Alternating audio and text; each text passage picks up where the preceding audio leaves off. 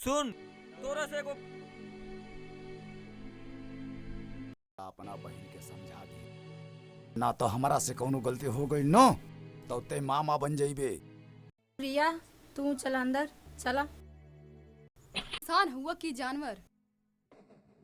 आई जा तू।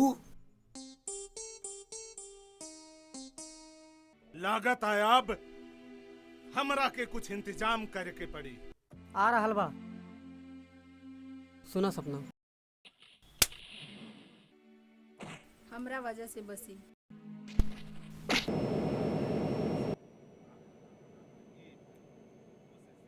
मर गइल भैया।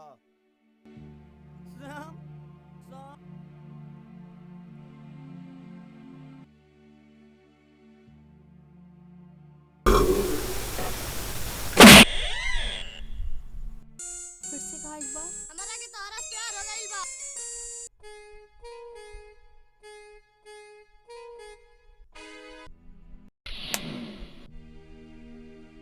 आज हमारा के दिल के बड़ा सुकून मिलल बा।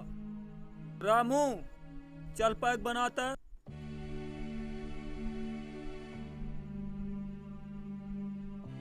आवा सर।